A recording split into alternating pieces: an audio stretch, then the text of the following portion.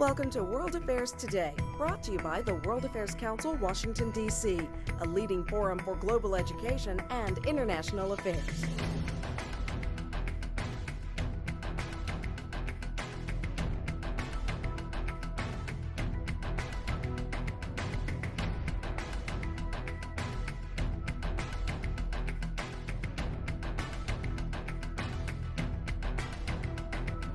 Good evening, and welcome to tonight's World Affairs Council Washington, D.C. Ambassador Series program, featuring His Excellency Michael Moussa-Adamo, the Ambassador of Gabon to the United States. Tonight, the Ambassador will speak to Emergent Gabon, addressing his country's ambitions and strategy for responsible economic growth and development, and opportunities for businesses to invest in Gabon. A Central African country located on the Gulf of Guinea, Gabon is rich in natural resources from oil, minerals, timber, and diverse wildlife. The ambassador began his post in 2011. Previously, he served for 20 years in the Gabonese National Assembly in various positions, including deputy and spokesperson for the Committee on International Affairs and Defense. The ambassador has also served his country as Chief of Staff to the Minister of National Defense, the head of the Department of Tourism, Arts, Culture, and Sports, and special advisor to the to the President of Gabon. Following his graduation from Boston University in 1989 with a bachelor's and master's degrees in international relations, Ambassador Moussa-Adamo worked in the Washington, D.C. headquarters of the World Wildlife Fund. Joining His Excellency this evening is Dr. Hilary Thomas Lake. Dr. Thomas Lake is the managing director and co-founder of the international development consulting firm LTL Strategies. With over 20 years of experience in international development, Dr. Thomas Lake is an international affairs and public policy specialist. She has worked in both the public and private sectors, including the State Department's Bureau of African Affairs as an assistant coordinator for democracy, human rights, and special projects. Dr. Thomas Lake is also a member of the WAC-DC Board of Directors.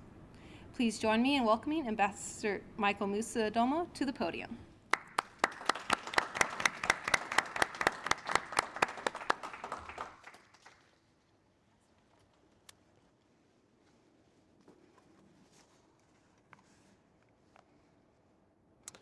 Good evening.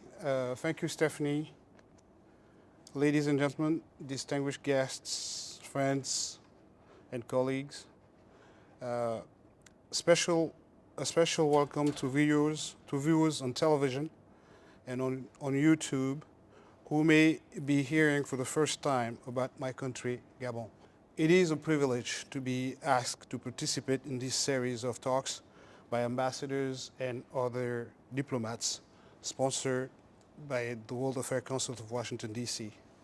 The World Affairs Council is dedicated to improving international understanding and to increasing knowledge about other countries.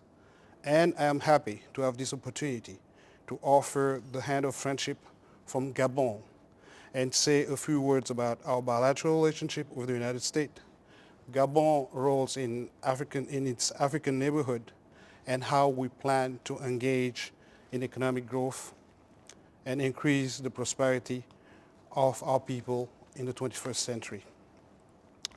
Let me begin with a bit of history, an event that has helped shape Gabon's character as a nation.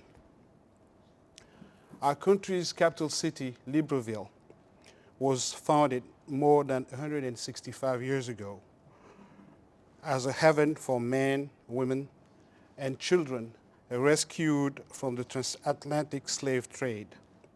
In 1846, a French Navy captured l'Elysia, a Brazilian ship carrying slaves from Sal near Luango in present-day Angola.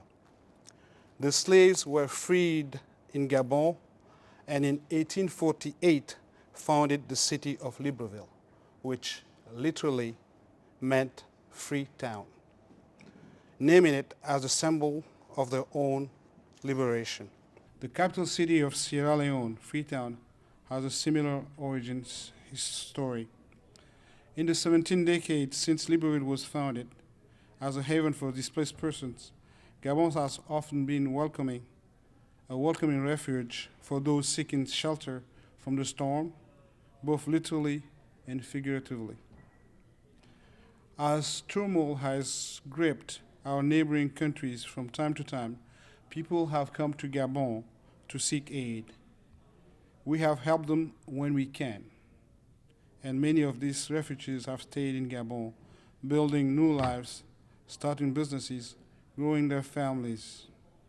Gabon has accepted immigrants not just from Africa, but also from Europe, Asia, and the Mediterranean. Whether they came at a time of their own choosing or whether they came as a result of war, famine, or persecution in their home countries, those who have stayed in Gabon have made our country stronger, more prosperous, and more culturally diverse. Gabon is home not just to engineers and doctors who come from Europe, Asia, the Middle East, seeking economic opportunities, but also to taxi drivers and laborers from elsewhere in Africa and the world. We welcome one and all. It may not be too boastful to suggest that Libreville is as cosmopolitan city in the sense that New York or London is, but it's no exaggeration to note the variety of languages and backgrounds and ethnicity of the people who settle in the capital and in other towns of Gabon. On the strength that results from this kind of diversity is a highly educated population. Gabon has an adult literacy rate of more than 87%. And I have heard it said that speakers of French educated in Gabon use the language more effectively than those educated in Paris. I don't know if that is true, but people say it is. Certainly, I would like it to be true. In addition to the deep roots of French language teaching and rigorous courses of study in our schools, President Ali Bongo Ondimba has recently proposed that English be added as a medium of instruction so that Gabonese citizens can better compete in a global economic environment that uses English as the language of commerce and science. This proposal is still in its early stages, but I advise you to watch its progress carefully. In discussing Gabon's early history and the diversity of its people, I almost forgot to offer some basic facts. It is so easy to get carried away. Let me here ask you, how many of you have had a chance to visit Gabon? Please raise your hands if you have been there. 2. This is not, that's usually, I still can tell that a basic introduction may be appropriate, especially for people watching us through the television and the internet. Gabon has a population of about 1.5 million people in its territory. And as I always say, as I usually say, just my family and myself. Slightly smaller than that of the state of Colorado. It is bordered by Cameroon, Equatorial Guinea, and the Republic of Congo-Brazzaville, and by the Atlantic Ocean. Gabon is the 4th largest producer of oil in Sub-Saharan Africa. And our country is also rich in mineral resources and timber. Gabon's economy currently relies on oil for about 50% of its GDP, about 70% of revenues, and 87% of good export. Gabon is a leading producer of manganese and other strategic minerals, as well as renewable forest products. I'll talk more about Gabon's economy in a few minutes. Before that, let me speak briefly about the bilateral relationship between Gabon and the United States, and to discuss some of the challenges and opportunities that Gabon faces within its region of West Central Africa. With regard to the bilateral relationship, I can say without fear of contradiction that it is good. And please don't take my word for it. Just about 3 years ago, former Secretary of State Hillary Clinton said, Gabon is it's a valued partner of the United States. The occasion was a state visit to Washington by our president, His Excellency Ali Bongo Ndimba, who met a year later with President Obama in the Oval Office, where the two head of states, discussed global terrorism, human rights, and various matters facing the United Nations Security Council. Secretary Clinton also acknowledged Gabon's efforts on behalf of regional stability in Central Africa and for its leadership on the world stage, particularly at the United Nations. Gabon cooperates with the United States on diplomatic efforts in matters of environment and ecology, such as combating the poaching and smuggling of endangered species, in fighting the scourges of human trafficking and the trade in illicit drugs, and economic development. Our partnership goes back many years to Gabon's independence more than 5 decades ago, and we expect our friendship to continue 5 more decades, in fact, many more than that. This relationship extends beyond mere government-to-government contacts. Gabon's scientific and cultural institutions have had long-standing relationship with counterparts in the United States. For instance, Gabon is currently one of the principal sponsors of an exhibit at the Smithsonian Institution of National Museum of African Arts.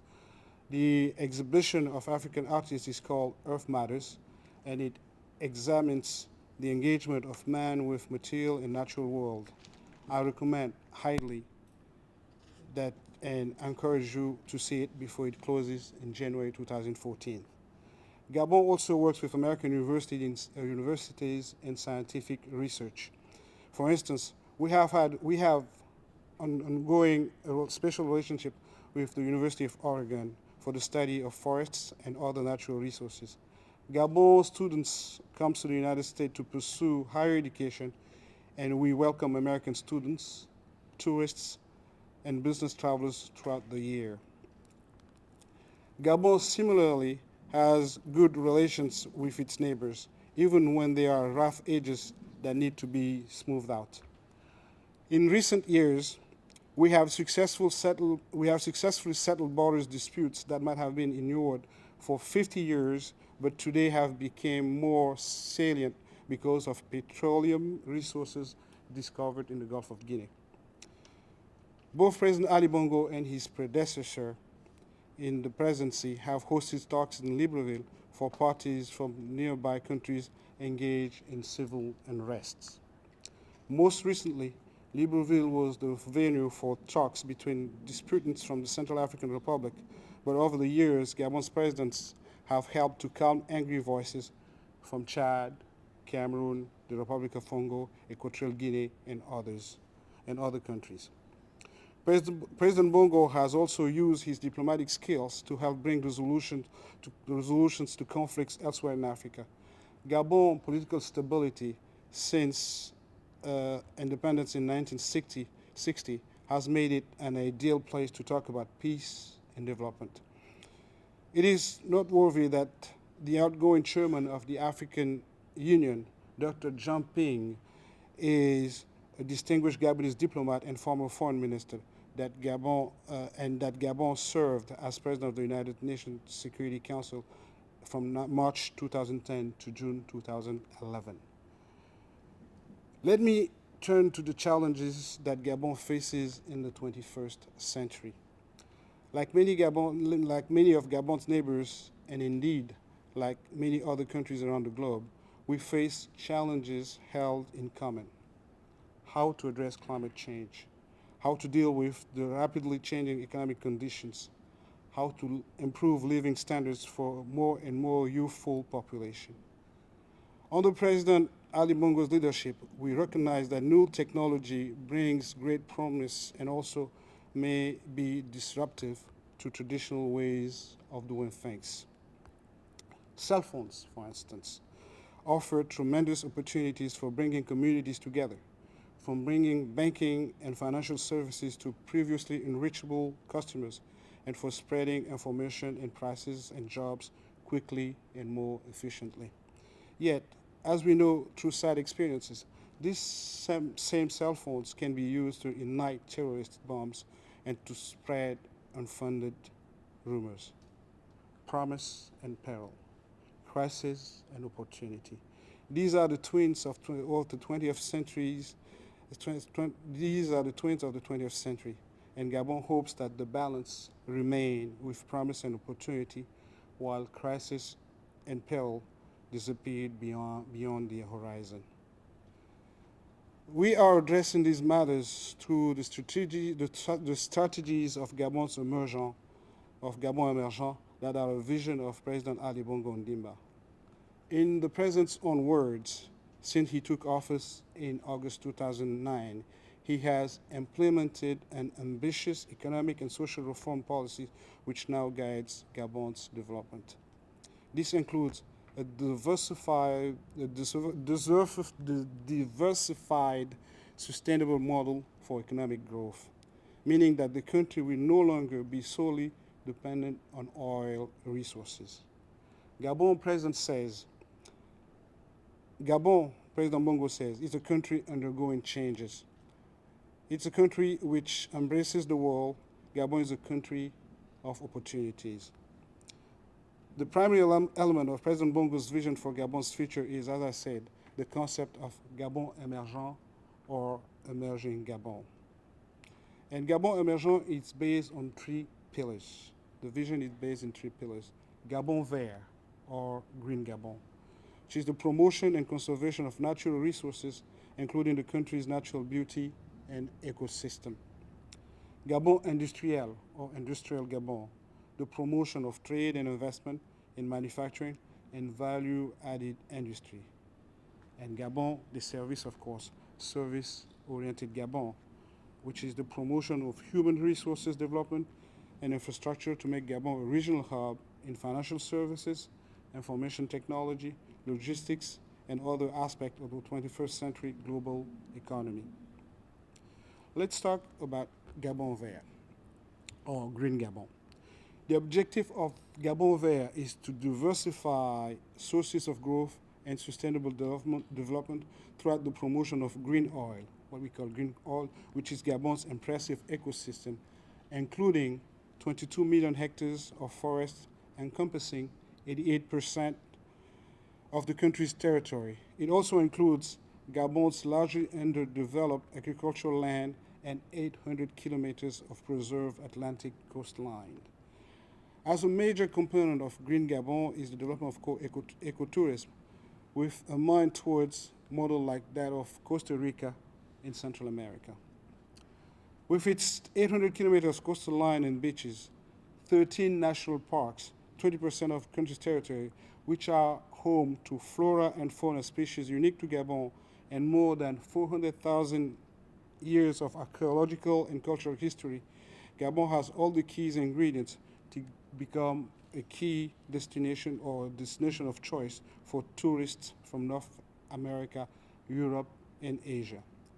Gabon's current goal is to attract 100,000 tourists each year by year 2020, 8 years from now, from today, 7 years from today, from both the high-end and mid-end income markets. 2 agreements have already been signed with investment group SFM Africa and the Singapore-based Aman Resort Group for the development of high-end eco lodges. Green Gabon also aims to further develop the country's forestry sector and to begin to develop the country's long-neglected agricultural sector. Agricultural development could include growing biofuel crops, a major component for transforming our era into a clean and green century. Under the leadership of President Ali Bongo Ondimba, Gabon is fully committed to protecting the global environment against human-induced climate change. Gabon is drawing up a national plan to reduce greenhouse gas emissions, to promote sustainable forest management, and to construct hydroelectric dams and natural gas thermal power plants. Industrial Gabon or Gabon Industriel, the next pillar of Gabon Emergent, as I said earlier, is Industrial Gabon, which aims to gain value from raw materials at a local level, to export high value added products, to diversify the national economy beyond oil, and to lead to the creation of skills 21st century jobs for Gabon's working population. Oil will remain an important component of Gabon's economy since the country is the sixth largest petroleum producer in Africa. Gabon has 3.7 billion of proven reserves and about 30 fields in current production. Gabon is also the home of considerable mineral resources other than oil. It is currently the second largest producer of manganese and is looking to take over the top spot through the development of reserves in the cities of Okonja and Franceville. The country also has deposits of iron ore, gold, diamond, lead, zinc, potassium and magnesium, salt, copper, cobalt, bauxite, and uranium. The area of Belinga is one of the largest major unexploited iron ore sites in the world. That's the region that I'm from. And consequently, the concession there has been sought after eagerly by corporations based in Australia, China, North America, and Brazil. To support the industrialization of Gabonese economy, the government has decided to create economic zones throughout the country. These new economic zones are designed to encourage growth areas by attracting foreign and domestic investors and to bring industries closer to raw material supply sources. The first of the economic zones are the Nkok Special Economic Zone in Libreville and the Manji Island Free Zone in Port-Gentil. Gabon's location in West Central Africa, which with improving air transport and rail connections, makes it an ideal place for small and medium-sized manufacturing businesses, a sector of the economy that, along with agriculture, has much room to grow and many opportunities not yet tapped. Lastly, Gabon of services, or service-oriented Gabon. With service-oriented Gabon, the third pillar of Gabon Emergent, the country's goal is to become a regional powerhouse in the areas such as financial services, information and communication technology, and trade-related services associated with the green economy, as well as specialized fields within higher education, healthcare, and research and development. If Costa Rica is the model for ecotourism, Dubai and Singapore are models for service-oriented regional economic hubs. The development of the transport infrastructure has a strategic role in the progress of Gabon Emergent.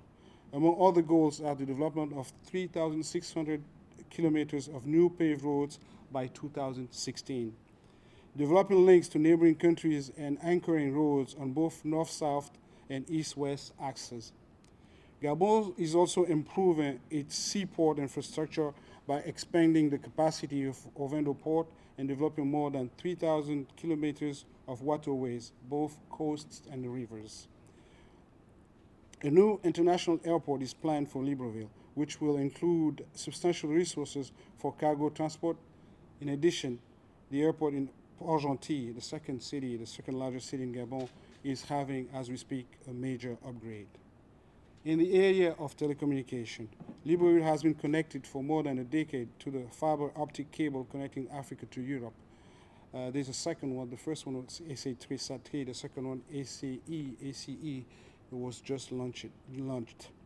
Gabon's objective is to increase the role of the digital economy and to develop the services sector related to information technology. As Gabon Emergent becomes more fully implemented and our economy becomes more diversified, we will move away from dependency on commodities brought out of the ground, oil and minerals, and focus on more value-added economic sectors such as manufacturing, agriculture, and business services. This will become an increasingly important component of Gabon's future.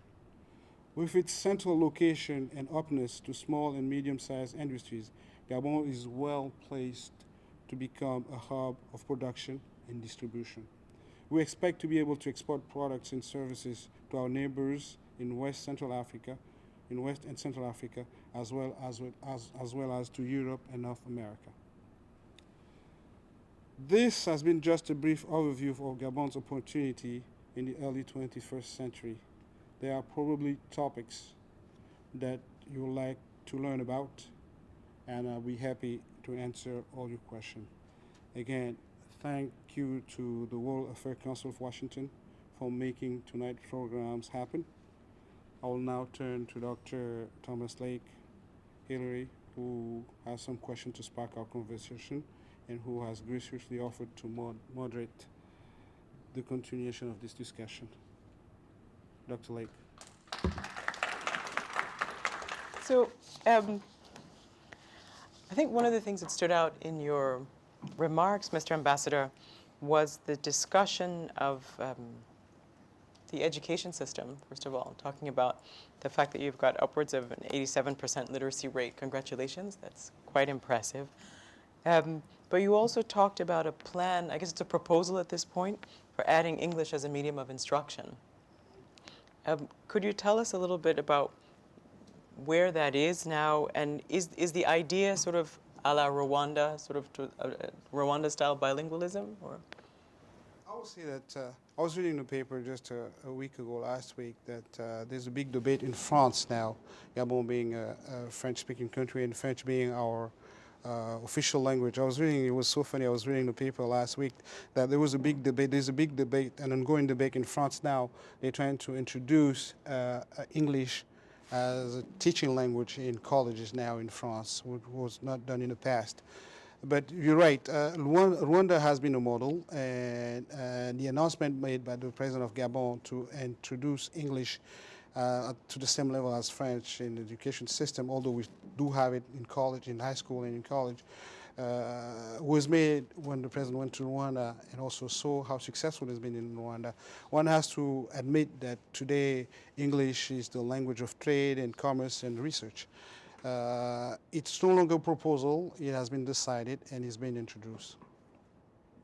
That was the first part of your question about language. Regarding the education system and the literacy rate, we were able to achieve that because since independence, school is compulsory in Gabon until the age of 18. From grade school to the age of 18, school is compulsory and is all paid for by the government.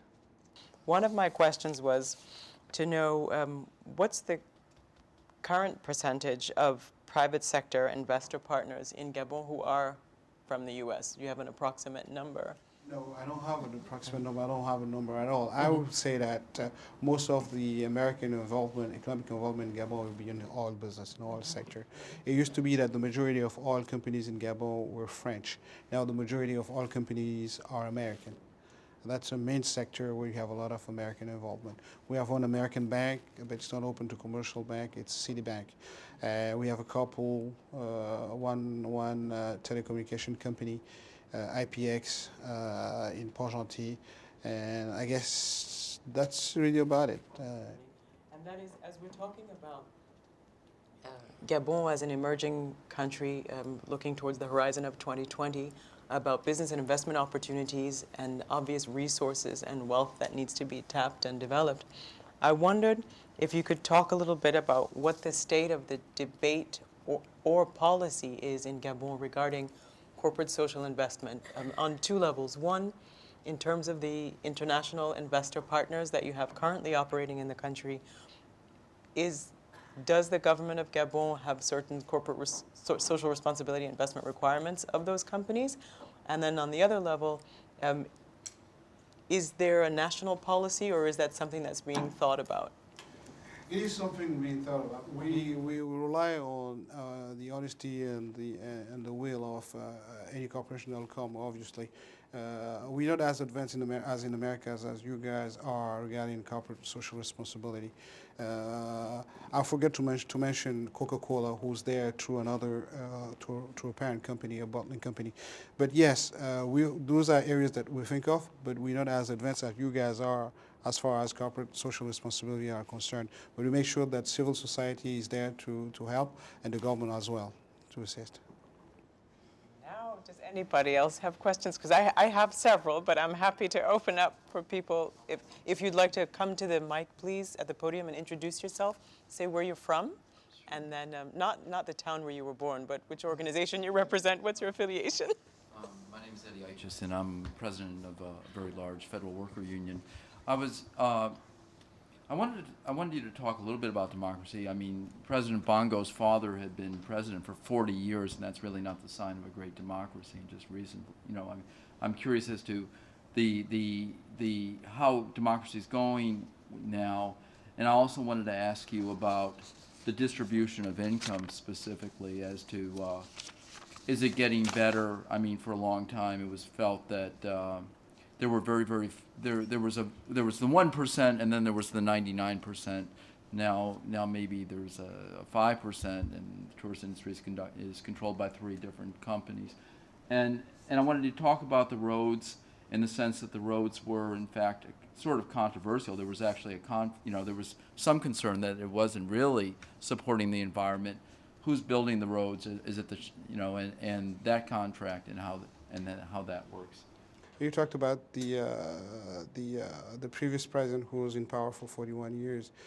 In our system, we didn't have a term limitation. We first had a period where a term was 5 years, then a term was 7 years, and then you had changes. President Bongo was in power for 41 years. Gabon knew during that period very strong stability. We are the most stable country in Africa to date. And I'll knock on wood, and there's no wood around, but we have been stable. We're not a perfect democracy. A lot of things that people do not know. We are 1.6, 1.7 people. How many political parties do you think we have in Gabon? We have over 40 political parties, over 40. The media, including the government-owned media, but the majority of the media are owned privately, but they're sponsored by the government. And every political party that has 1 or 2 or 3 elected officials is being sponsored by the government. That's our democracy. These are facts that people do not know. Now, some people have made an issue of Ali Bongo being elected as a president, succeeding his father. People don't look at the figures. I was told that when a map doesn't match the terrain, the map is wrong. President Bongo did not win the election with the majority of the voters. He had 3 or 4 different opponents. They couldn't come together. He won with 48.9 or 49.8%. And all the rest of the votes, the numbers were scattered on the other candidates.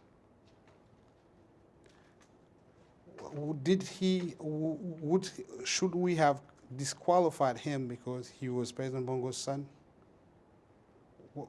Is he a Gabonese? Is he allowed to run as any other individual? Or why is it that because he's a Bongo, he cannot run as a president? People have made issue out of that. But people don't explain that he was the foreign minister, he was a member of parliament, he was a minister of defense, he was a leader in a political party. He worked his way through, and then it was a clean and fair election. He has 4 other different opponents that scattered the votes. That's how he was able to win. That is not been said. That is not been shared with you. I don't know if I answered your first question. You definitely answered. Okay.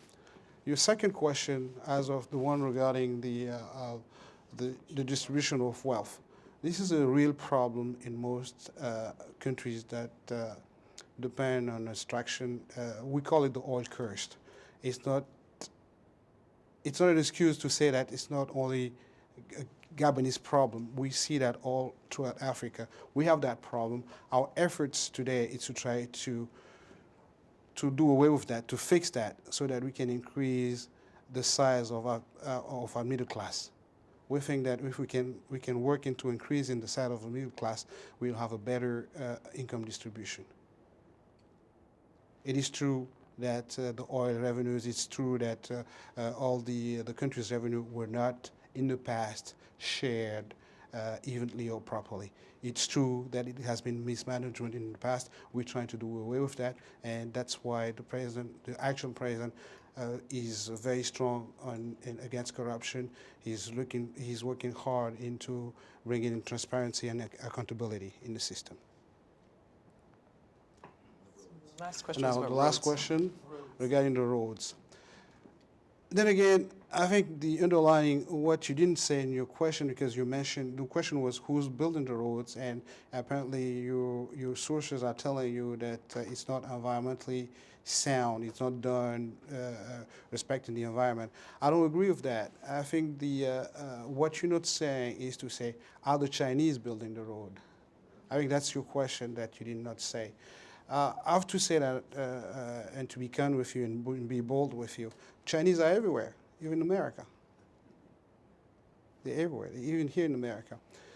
We hired, as Gabon, we hired an American company, Bechtel, to oversee all infrastructure work, to make sure that it's done according to the standard, world standards, American standards. Every and all infrastructure work is being managed and overseen by American company, so that we are sure that it's done up to the standards. And we have open bid, open tenders. Any company, any country can apply, including Americans. What happens? We don't see Americans. We open for business, we open to Americans. I'm convinced that one can create jobs and growth in America by investing in Africa. That's where the opportunities are. That's where the money is. Why are the others there? Why are the Chinese there, the Pakistanis there, the Brazilians are there, the Europeans are there? Why aren't the Americans there? It's open. And we seek American businesses. We don't see them. Or when they come, it takes time. And there's a problem of perception. Americans always think of Africans of the 40s. Americans also think that Africans are looking for handouts and help. Africans are looking for partners. Africans are looking for management skills and partners to do business with. That's a new Africa. The paradigm of African development has changed. So you are all welcome, and Chinese can compete with everybody. In Gabon today, you have Chinese companies working, you have Pakistani companies working, you have Turkish companies building homes in Gabon today. Turkish. We know Americans are good at doing homes, low-income homes and modular homes, but you guys are not there. And I'll challenge anybody to come to me with a program. OPIC is open to fund any American companies that has contract to work in Gabon. Exim Bank is open. But America is so big and you guys have so much on your plate that you don't reach out to the rest of the world or to the continent. But that's where the action is. Every single year, you have a leader of, let's say, of another country than America or an aspiring power that tours Africa with businesses, with businessmen to open up markets. We'll love to see the day where America will do that as well. The American pop culture has won over the world. We are all craving for American know-how, American businesses. But you're playing hard to catch, hard to get. Have I answered your questions? The environmental issues of the roads. Well, every single work in Gabon has to go through an environmental assessment program. Nothing is done without an environment impact study. Nothing at all. Whether it's the oil sector, road construction, you name it, there has to be an environmental impact study before it's done. We had a project to build an airport in one area. It was wetland. The civil society came out and said, no, that's not going to happen. This is an area that we need to preserve. The government backed down and moved somewhere else. But that also is not being shared with you. I was told by an American official that you guys are too successful. Success doesn't sell. No one will come to you. No one will talk to you. People here talk about crisis. They don't talk about successful countries, which is not fair. My name is Abraham Abidor, and retired from the Foreign Service. One of my assignments 30 years ago was in Libreville. Enjoyed it very much. I remember before going there that I was told that the name Gabon is derived from the Portuguese name for coat, and also that Albert Schweitzer built his famous hospital in Gabon. My question is about the major project of the time about 30 years ago was a railway called Trans-Gabon. And it was built, I remember talking to German engineers and so on. So I'm just curious what happened to this important railway that was supposed to open the interior of the country for minerals and development and also for agriculture and so on. If you could please comment on Trans-Gabon. The railway is still on and operating, although it's not in that very well condition. It's a very strong history, as you remember, the history of that railway. Gabon being the second largest rainforest, our neighborhood Gabon, the Gulf of the Congo Basin, with Gabon being the second largest rainforest in the world, aside from the Amazon, it's very tough to reach out outside in the country. You have to remember that 90% of our country is the rainforest, it's a jungle that one has no access to. It's difficult. So early on, we used airplanes to go from one side of the country to the other, one area of the country to the other. And President Omar Bongo at the time decided that in order to really have access to the minerals, to manganese, uranium, and to also open up the country, we needed to build a railroad. And he needed money to do that. And the World Bank said, no, it's not economically viable. And the president said, fine, with or without the World Bank, I'll build it. And that was in late 60s, early 70s. And oil, we didn't have the oil boom at the time, not the revenue that we have today. But he decided to do it, and that was leadership, and he did it. And that railway to this date is working, and we're taking out uranium and manganese from the far west part of the country to the harbor, to the port in Libreville. That railway is working just fine, to answer your question. There's a plan now with the new infrastructure that we're trying to build to have a second leg of it that will go from the north part to the southern part to Mayumba and have another harbor there in order to also really take advantage of all the mineral resources there. Gabon is ranked as a Tier 2 watch country on the State Department's Trafficking Persons Report. And I was wondering if you could speak to how that ranking has affected the relationship with the U.S., if it has, and what the efforts to combat trafficking are. The issue of trafficking in trafficking persons is a real one, but it's not a Gabonese issue. It's a cultural issue from the diverse people that we have in Gabon. We have population that come from West Africa, from Benin, from Togo, from Nigeria, from Ghana, and so forth, and from Ivory Coast. Culturally, they always bring with them house workers, and sometimes undocumented, and most of the time undocumented house workers.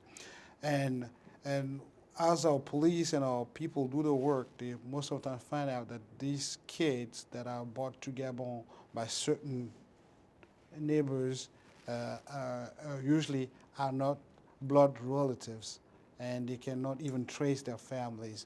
Those things happen when there's a crisis in the family. So a kid runs out of the house, he goes to the police or goes to a neighboring Gabonese family. We face that time and time again. But the way it's reflected in reports, it's showing that Gabon is on the watch list for trafficking in person. It's not really, it's an issue, but it's not typically physically a Gabonese issue. We inherit that issue with the cultural practices of people that are not indigenous to Gabon.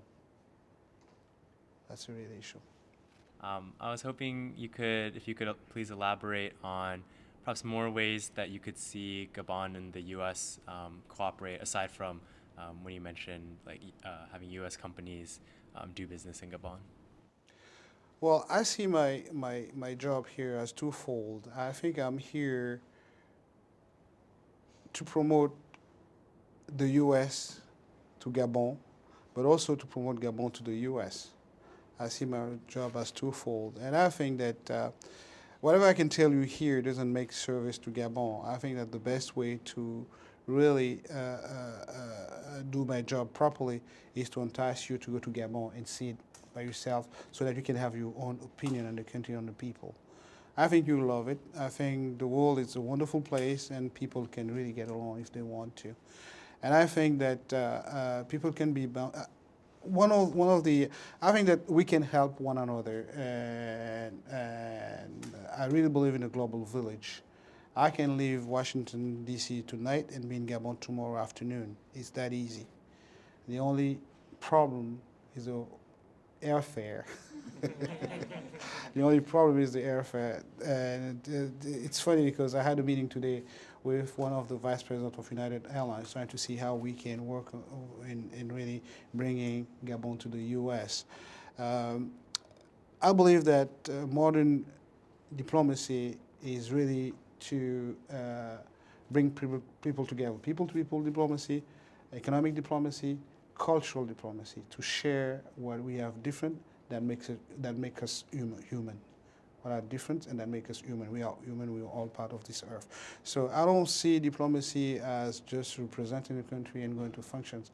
I see diplomacy as bringing Americans to Gabon, Gabonese to America, and helping have a real partnership, a win-win situation. I was told earlier that a good business deal is when both parties go away happy, or both parties go away unhappy.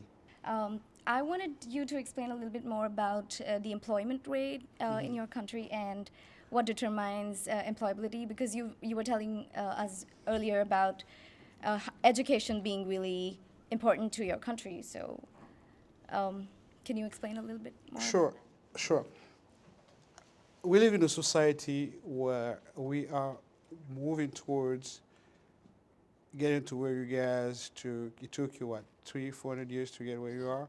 We're 50 years old, so we're trying to reach your level of development. There's no longer a problem with transfer of technology, but you have to remember, in America or in the West, you have ways and tools to really know the exact level of unemployment. You have those tools. In our system, it's hard to give numbers in unemployment. We can only guess. Why? The informal sector, for instance. The informal sector.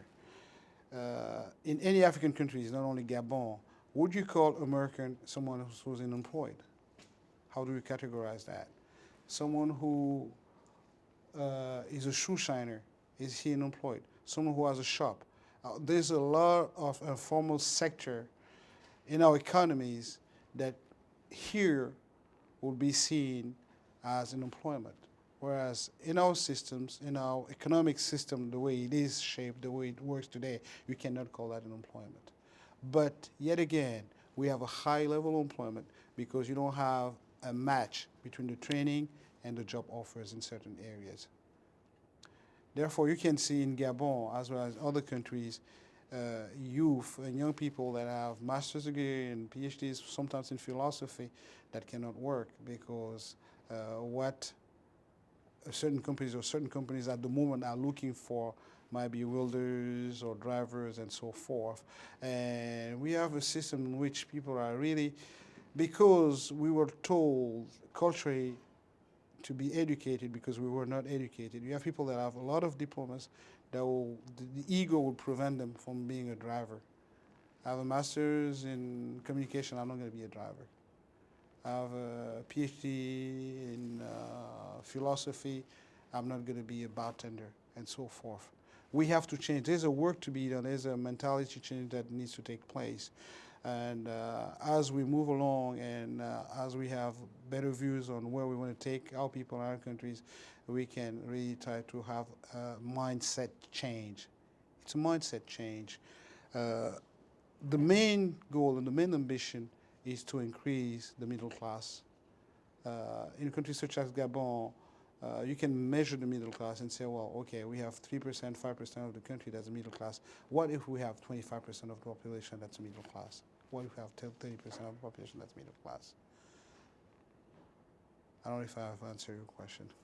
I was in the military when we established AfricaCom because we didn't really have a focus on the continent. It was a subset of EUCOM.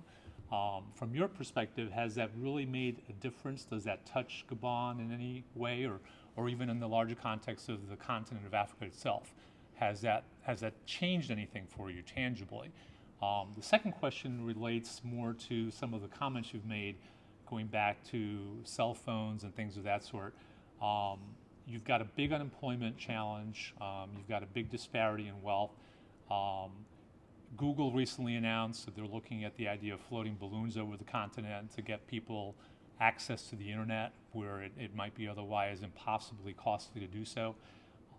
With your background in IT, granted I gather it's some time ago, what do you see as the role of information technology in helping address some of the fundamental foundational issues that face your country today?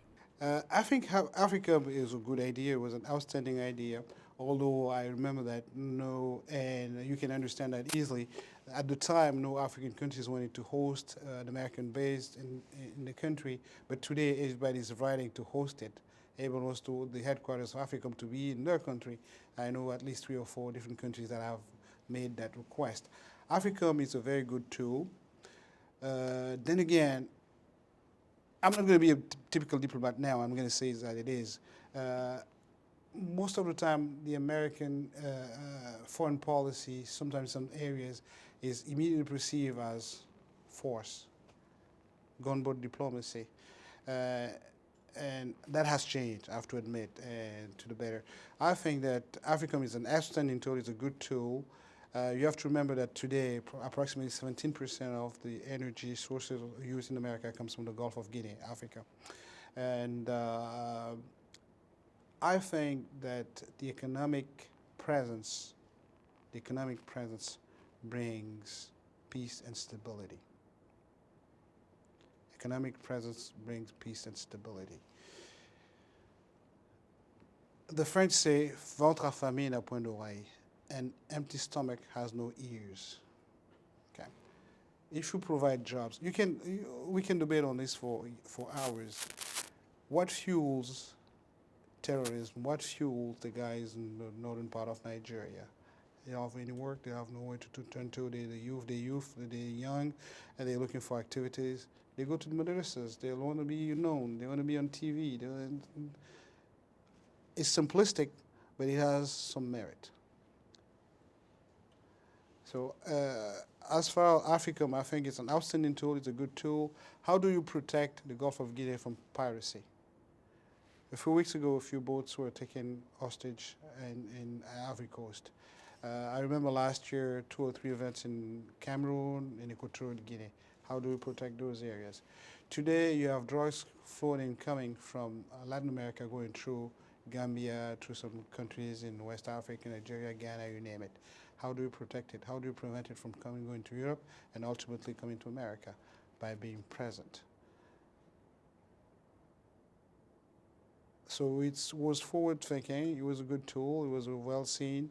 And but I still believe also that alongside AFRICOM, a stronger and more visible economic presence will do the job, will get the job done.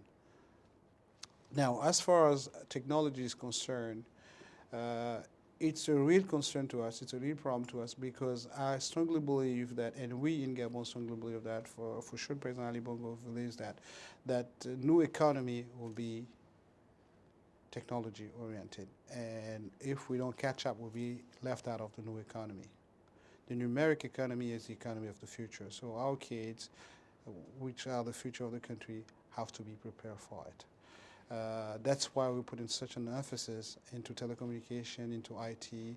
We have had AC3 cable that brings submarine fiber optic cables that links Africa to Europe going through Gabon. We just launched a second one called ACE just a couple of months ago in Gabon that comes from South Africa, it goes down to Gabon, to Morocco, to Spain, and so forth. That will probably help us get a less expensive internet to everybody. Today the world is really truly a global village. We have another program that we call RAG, Réseau Informatique Gabonais, which is a backbone, a fiber optic backbone to get to e-government so that every part of the country will be linked together. It's still a little bit expensive, and we're working on to bringing down the costs.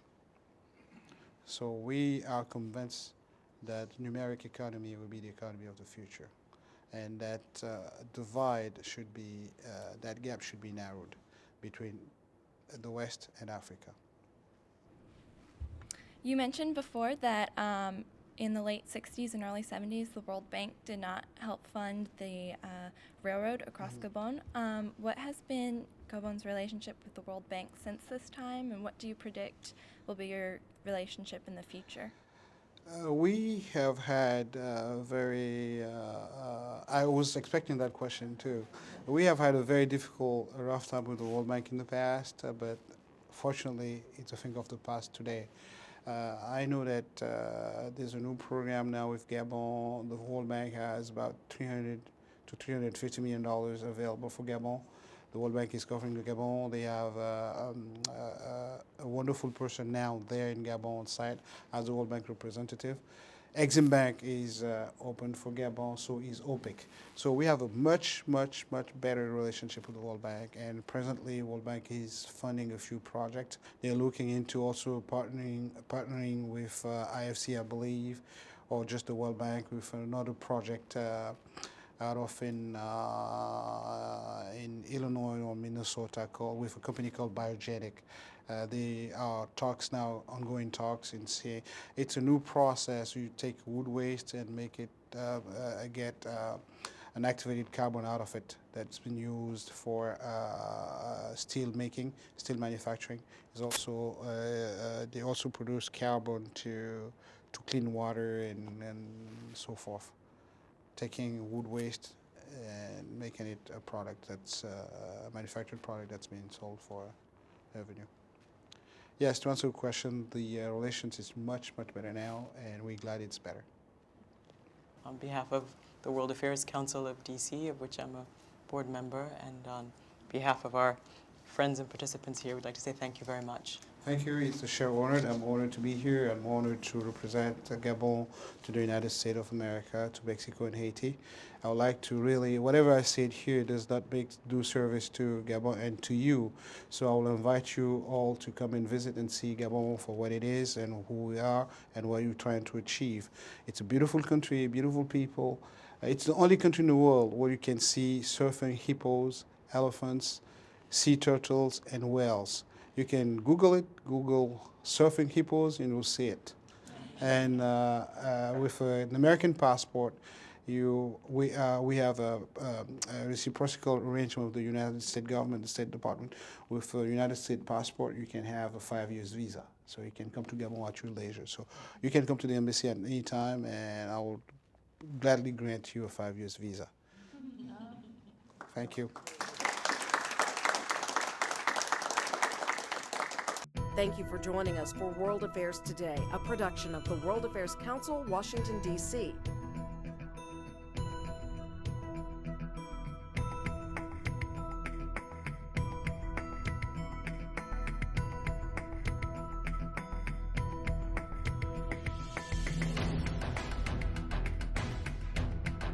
Stay connected with us at www.worldaffairstoday.org.